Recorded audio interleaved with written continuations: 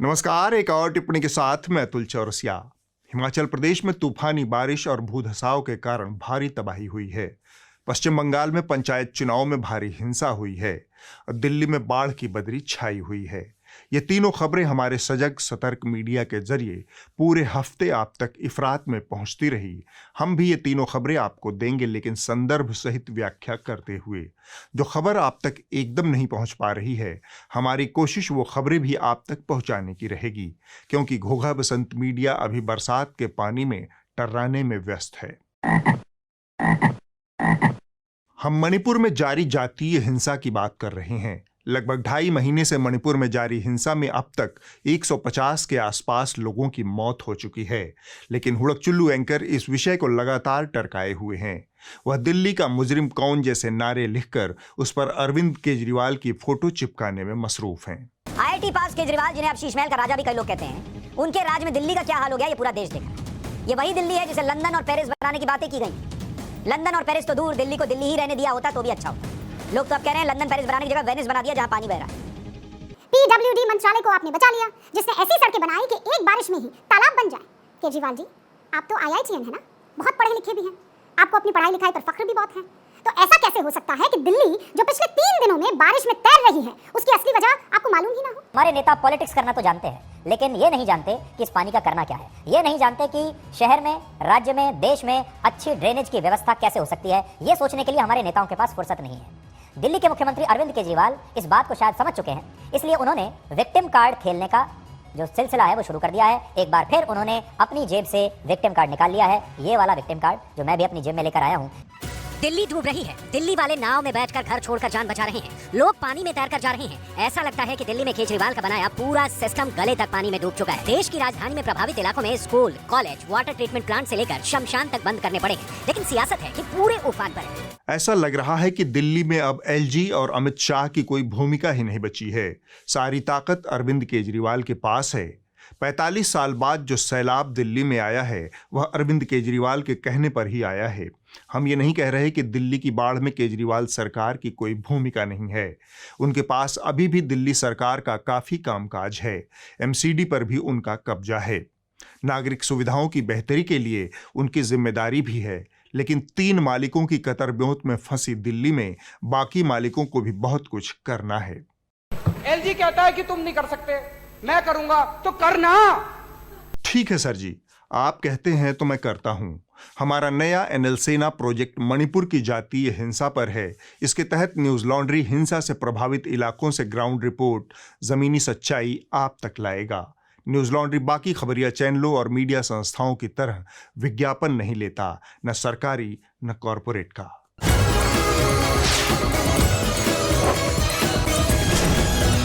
Chhattisgarh government, अ trustworthy government. UP में 15 करोड़ गरीबों को अब तक 7,741 करोड़ रुपए का खाद्यान्न वितरित किया जा चुका है। सबका साथ, सबका विकास के लक्ष्य को हासिल करने में जुटी डबल इंजन की सरकार में आज हर गरीब आदमी खुद को सशक्त महसूस कर रहा है। युवा सपनों के प्रशस्त पथ का विधान हूँ। आज मैं देश के ललाट पर एक मॉडल स्टेट की दमकती पहचान हूँ। हाँ, मैं अब उन्नत, अग्रसर राजस्थान हूँ। 1 साल पहले मुख्यमंत्री भगवंत मान के नेतृत्व वाली पंजाब सरकार ने ऐतिहासिक फैसला लिया और पंजाब के लोगों को 600 यूनिट मुफ्त बिजली की गारंटी पूरी की। पंजाब में 90% परिवारों को 0 बिजली बिल का लाभ मिला। हम सिर्फ आपकी यानी अपने सब्सक्राइबर्स और NL सेना के सहयोगियों की मदद से ये खबरें आप तक पहुंचा पाते हैं। तो हमारे मणिपुर NL सेना प्रोजेक्ट को जल्द से जल्द पूरा करवाइए। आखिर क्यों देश के एक इलाके में सरकार 2.5 महीने से पूरी तरह अनुपस्थित है? आखिर क्यों मणिपुर में डबल इंजन के बावजूद सब कुछ ठप पड़ा है? आखिर क्यों इतने बड़े पैमाने पर लोगों की मौतें हुई? सर जी की बात को ध्यान में रखकर मैं आगे बढ़ता हूँ। वर्षा ऋतु के आते ही कोयल धारे मौन, अब तो दादुर बोली हैं हमें पूछे हैं कौन। बरसात का मौसम है, मेढकों के टर्राने का मौसम। इस मौसम में कोयलें अमूमन मौन धारण किए रहती हैं, लेकिन न कोयलें ज्यादा वक्त तक मौन रहेंगी न हम। तो हमने तय किया है कि बाढ़ के मुहाने पर खड़ी दिल्ली में टर्राते दादुरों की एक तस्वीर पेश की जाए।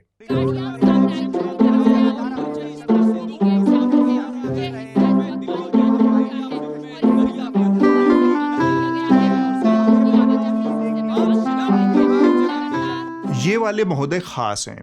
अभिनय की एक विधा होती है मेथड एक्टिंग।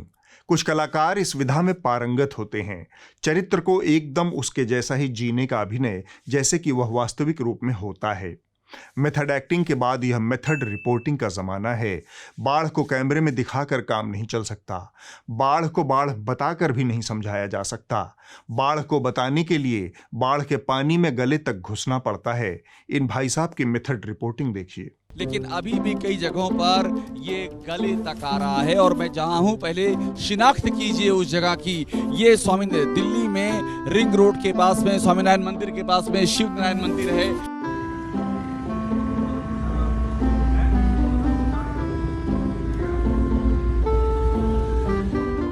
दिखाने को तो ये सड़क के सूखे साइड से भी बाढ़ को दिखा ही सकते थे, पर मेथड रिपोर्टिंग का क्या होता और पत्रकारिता के साथ इनके उस कमिटमेंट का क्या होता जो इन्होंने पत्रकारिता से कर रखा है, और उस प्रवचन का क्या होता जो इन्होंने पानी में घुस कर दिया। अब इन भाई साहब की थेथरे भी सुनिए। सवाल पूछा गया है तो जवाब सुनिए। एक और सूखी सड़क है और उसके बगल में 5 से 6 फीट तक का गहरा पानी, जिसमें गाड़ियां डूबी हैं और घर व दुकानें भी डूबी हुई हैं। रिपोर्टर तो उसी पानी में उतरेगा जहां मुसीबतों का घर है। सड़क पर खड़े होकर बाढ़ की बात करने वाले वही हैं जो इसी कमरों में मार्क्सवाद की वोदका खोलकर गरीबों की भूख पर सेमिनार करते हैं। मेरा ये जवाब पत्रकारिता के दगे कारतूसों और ट्रोल लॉबी के फुके ट्रांसफार्मरों को टैग कर उन तक पहुंचा दीजिएगा।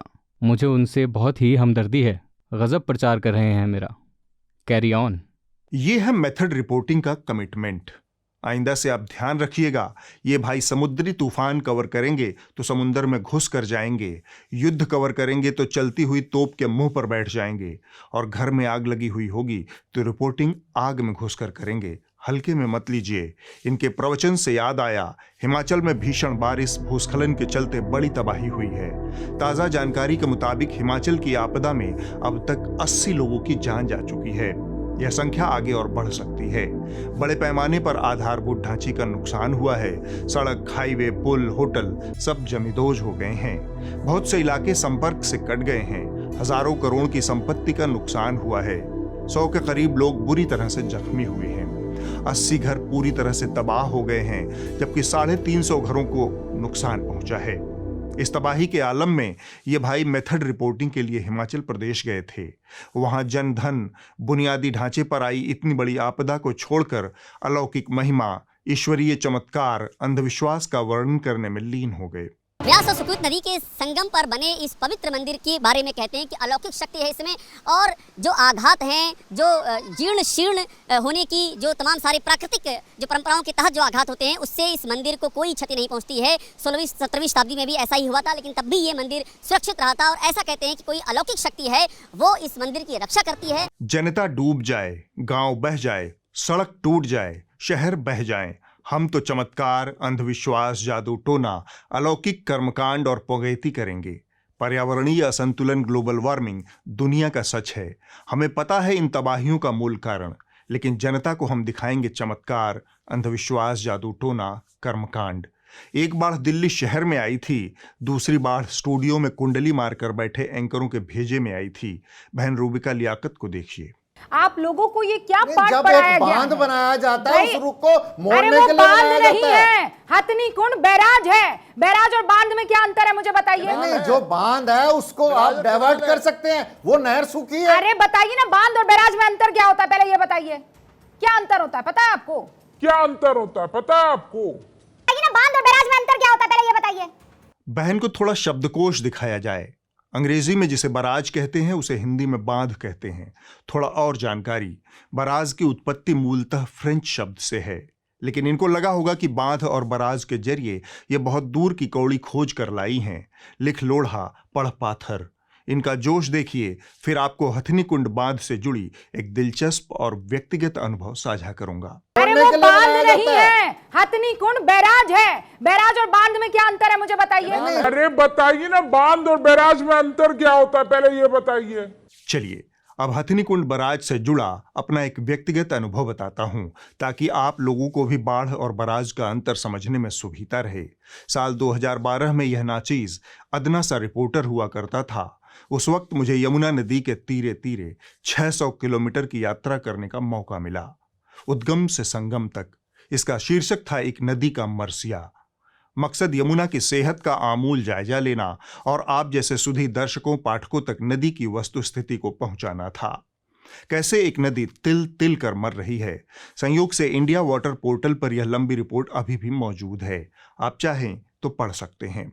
सिखों के पवित्र धार्मिक स्थल पांवटा साहिब से यमुना आगे बढ़ती है।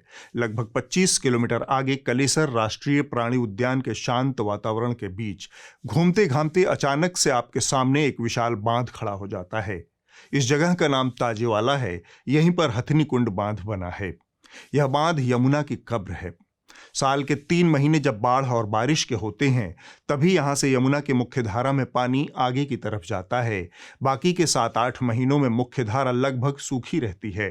खैर, हथनी कुंड बांध पर यमुना का सारा पानी 2 बड़ी नहरों में बांट दिया जाता है, वेस्टर्न यमुना कनाल और ईस्टर्न यमुना कनाल। यहां कनाल का मतलब नहर होता है। आप बांध और बराज की चकल्लस में मत फंसिए। वेस्टर्न यमुना कनाल हरियाणा के बड़े हिस्से की खेतीबाड़ी और प्यास बुझाने में होम हो जाती है। ईस्टर्न यमुना कनाल पश्चिमी उत्तर प्रदेश के बड़े हिस्से का गला तर करने में खेत जाती है। उस वक्त प्रदूषण नियंत्रण बोर्ड के एक बड़े अधिकारी ने मुझे बताया था कि हथनी कुंड में ही यमुना की मौत हो जाती है। अगर 1% कुदरती बहाव यमुना में नहीं होगा तो केवल सीवर के पानी के सहारे यमुना कैसे जिंदा रहेगी। आप लाख ट्रीटमेंट प्लांट लगा लें। बहरहाल, यह जानकारी देने का एक मकसद था। बहन रूबिका अपने शो पर जिस पैनलिस्ट से फादर कामिल बुल्के का शब्दकोश पढ़ा रही थी, वह पैनलिस्ट इन्हीं 2 नहरों की बात कर रहा था। उसका कहना था कि सारा पानी मुख्य धारा में यमुना के छोड़ा जा रहा है। दोनों नहरों को बंद कर दिया गया है, जिससे दिल्ली में बाढ़ की स्थिति बन रही है। हमें नहीं पता कि ईस्टर्न और वेस्टर्न कनाल का सच क्या है, लेकिन अगर नहरों का पानी रोककर सीधे मुख्यधारा में पानी छोड़ा जा रहा है तो यह चिंता की बात है। बंगाल में पंचायत चुनाव हुए और साथ में हिंसा हुई। चुनावी हिंसा की यह संस्कृति बंगाल का अस्थायी चरित्र बन चुकी है। यह बात बंगाल के मामले में साफ दिखाई देती है कि राज्य सरकार की हिंसा रोकने में कोई दिलचस्पी नहीं है। जिस राज्य में विधानसभा चुनाव 7 चरणों में हुआ, वहां पंचायत के चुनाव 1 चरण में करवाने का क्या औचित्य है। बैलेट पेपर पर चुनाव ने बूथ लूटने की पुरानी संस्कृति को फिर से जिंदा कर दिया है।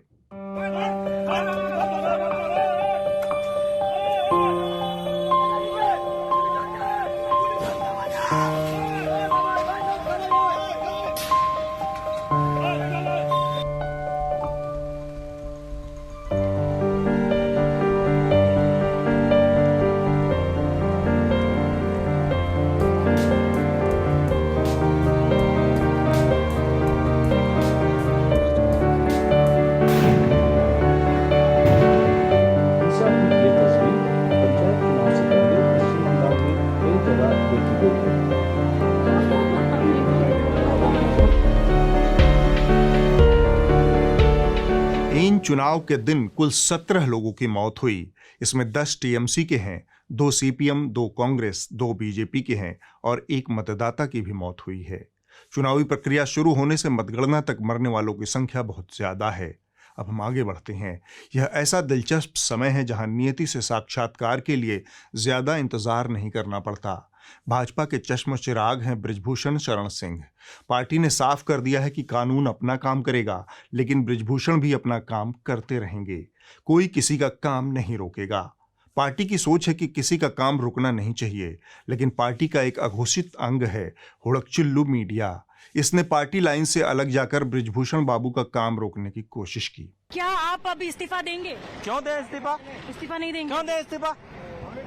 इस्तीफा किस बात की मांग रहे हैं आप? 6 आपके खिलाफ आप इस तरह से कैसे बात कर सकते हैं? बृजभूषण बाबू को लगा कि ऐसे तो बाहुबली वाली छवि को बट्टा लग जाएगा, तो उन्होंने रिपोर्टर को ही चमका दिया।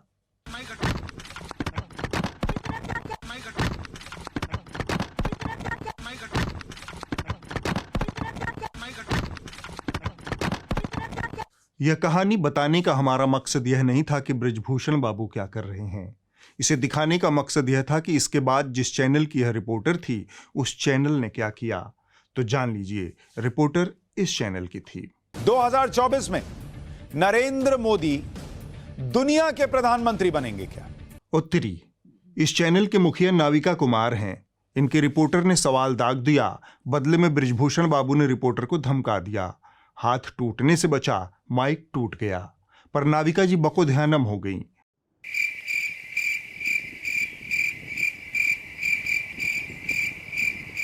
एक चुप हजार चुप, ये वही नाविका जी हैं जो एक दूसरी राजनीतिक पार्टी द्वारा अपनी रिपोर्टर भावना की भावना से खिलवाड़ करने पर इवेंट का अंबार लगा दिया था, जैसे घर से विदा हुई बेटी फिर से घर वापस आ गई हो। नाविका जी वो रिसीव कर रही है और कभी जो सच है वो कभी पराजय नहीं होता। इसकी आंखों को देखिए, खड़ा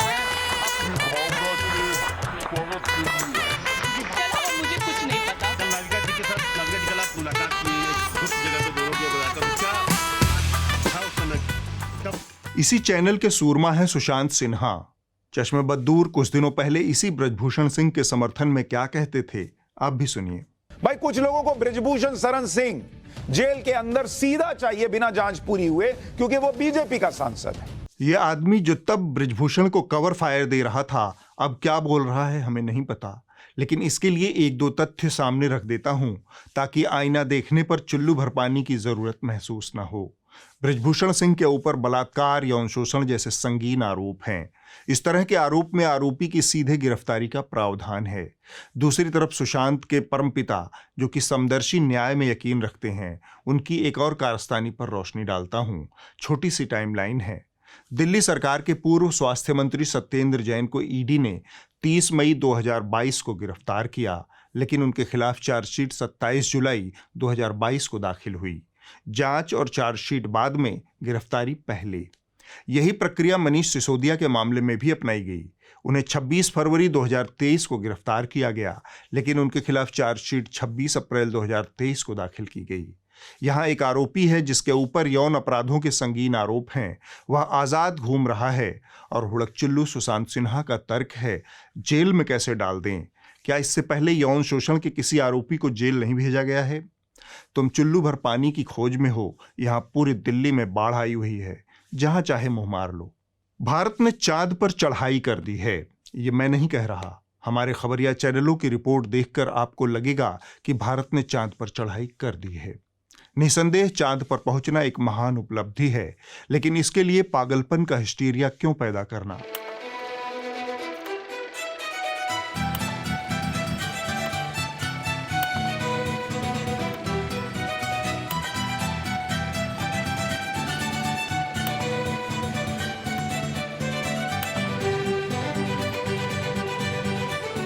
ऐसा रेयरेस्ट ऑफ द रेयर यानी दुर्लभतम मामलों में होता है कि मैं नफरती चिंटू की किसी बात से पूरी तरह मुतमईन हो जाऊं। वह दुर्लभ अवसर आ गया है।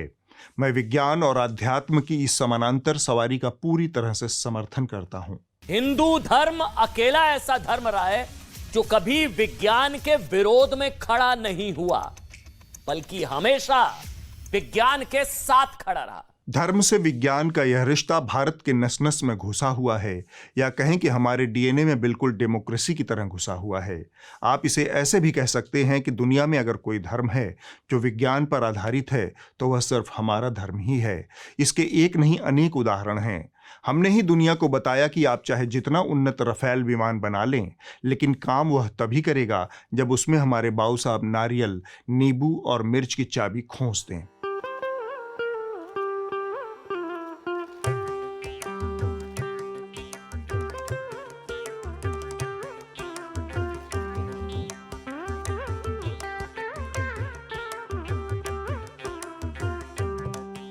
यह तो सिर्फ एक उदाहरण है।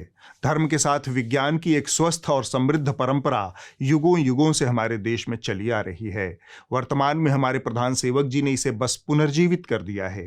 उन्होंने पूरी दुनिया को बताया कि स्टेम सेल तकनीकी का इजाद हमारी पहली खोज थी, जिससे कर्ण पैदा हुआ। और मेरी जो छोटी सी समझ है उसके हिसाब से मुझे लगता है कि कर्ण का जो जन्म हुआ था वो स्टेम सेल का साइंस था, टेक्नोलॉजी थी। इस परिघटना से हम सब की आंखें फिर से खुली। मोदी जी का भारतीय सभ्यता और संस्कृति के 5000 साल के सफर में यह ऐतिहासिक योगदान है। बाद में उन्होंने इसे और परिष्कृत किया। लेकिन मैंने कहा इतने क्लाउड है, बारिश हो रही है, तो एक बेनिफिट है कि हम राडार से बच सकते हैं। इसीलिए नफरती चिंटू की बात का मैं जोर लगाकर समर्थन करता हूं। हमारा विज्ञान से टकराव संभव ही नहीं है।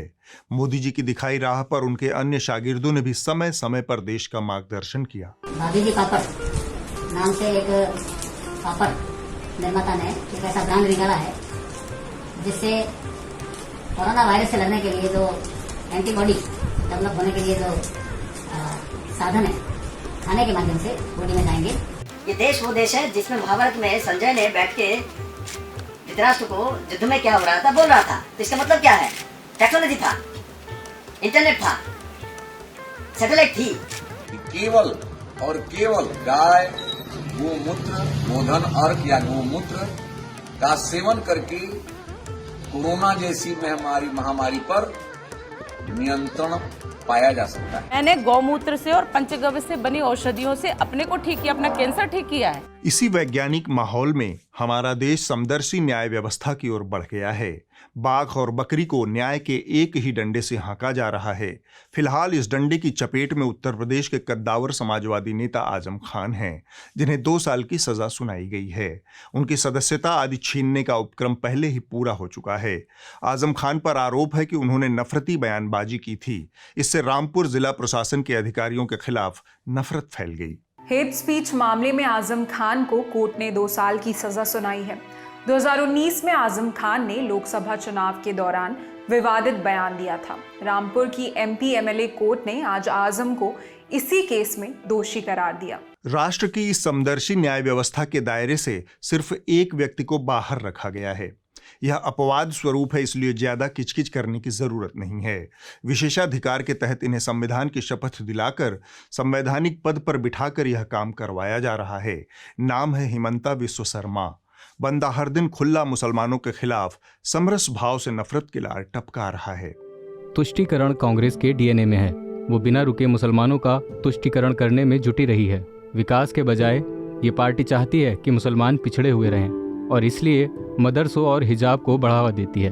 असम की सरकार ने एक समिति गठित करने का निर्णय लिया है जो ये जांच करेगी कि क्या राज्य विधानमंडल को बहुविवाह का निषेध करने का अधिकार है। ये समिति मुस्लिम पर्सनल लॉ एक्ट 1937 के प्रावधानों की जांच करेगी जो संविधान के आर्टिकल 25 के साथ पढ़ा जाता है। बांग्लादेश से लोग असम आकर हमारी सभ्यता और संस्कृति के लिए खतरा पैदा करते हैं। मैंने 600 मदरसों को बंद करवाया है और मैं हर मदरसे को बंद करवाना चाहता हूँ, क्योंकि हमें मदरसे नहीं चाहिए, हमें स्कूल, कॉलेज और विश्वविद्यालय चाहिए।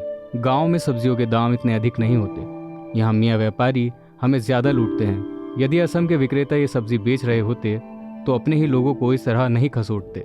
मैं गुवाहाटी के सभी फुटपाथ खाली करा दूंगा और अपने असम के लोगों को आगे आकर व्यापार शुरू करने के लिए अनुरोध करूंगा। संवैधानिक पद पर रहते हुए शर्मा की बदजुबानी को लेकर दिल्ली दरबार की राय है कि यह राष्ट्रहित में जरूरी है।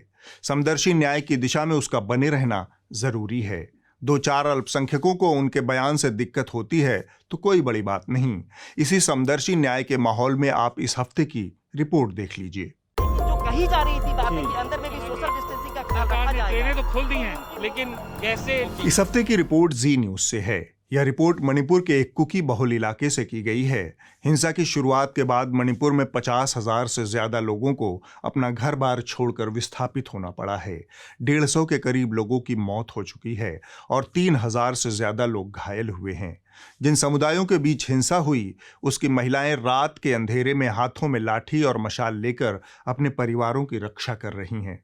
सहायता करने के लिए हम घर घर से औरतों सब निकले। रात की वक्त में कौन सा वेपन्स क्या लेना देना, क्या क्या कौन कौन गाड़ी में अंधेरी रात में चलते हैं, हम चेक करना है, क्योंकि हम हमारे देश को रक्षा करना है, हमारे पीपल को हम सहायता कर देना है। क्या है, पुरुष लोग तो क्या है फ्रंट लाइन में वो लोग ड्यूटी करते हैं।